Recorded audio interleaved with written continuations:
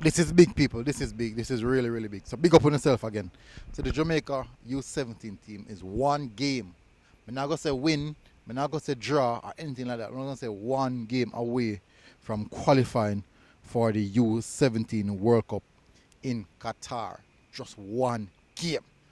Big up on yourself, people. Smash the like button, hit the subscribe button. Hopefully, guys are doing good and everything is okay. You know me already. Anyways, Jamaica, the Reggae Boyz smashed, and I mean smashed Cayman Islands 10 goals to 1. And I did say double figures in my preview show. I did say double figures.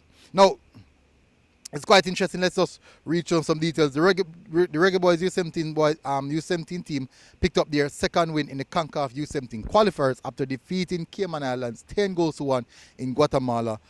The Jamaicans will now turn their attention to El Salvador, who will face on Saturday 8 p.m.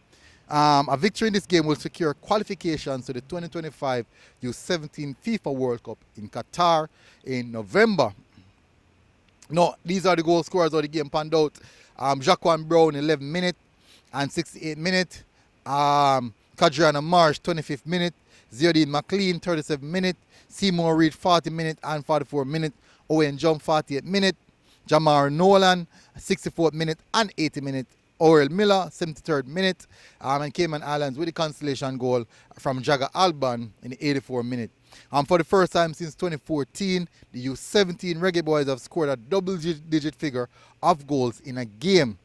The last time was a 19-0 win over the U.S. Virgin Islands in August 2024. How the group pan out right now is, people, Jamaica on the top of the group on goal difference with 11 goal goal difference. Both Jamaica and El Salvador played 2 games and won both games.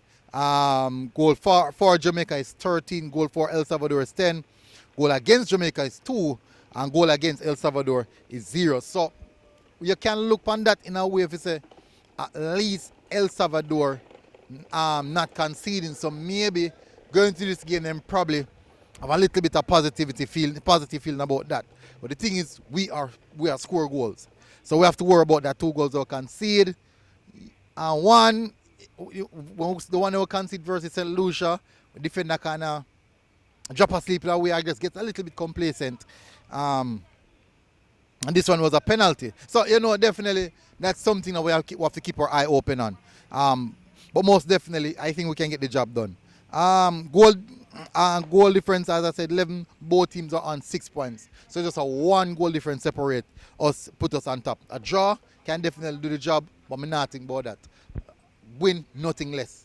And I do believe that coming into the game tomorrow, the Reggae Boyz will go into that game knowing that, hey, we just can't lose that game. We simply cannot lose that game. Not going to do a predicted starting lineup because really and truly, we're not doing a press conference, so we don't know if there's any injuries, we don't know if there's any problems. I think more than likely we might see the same, if not similar, starting lineup versus OC over the last 2 days. So St. Lucia and Cayman Islands out. So for sure, I'm expecting a good matchup versus El Salvador.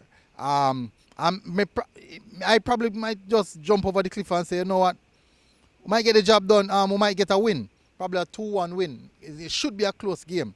It certainly should be a close game. So I'm going to go for a 2-1 win there. This is basically like a review and also a preview. So I'm going to go for a 2-1 win over El Salvador, and we'll see you guys in Qatar 2025.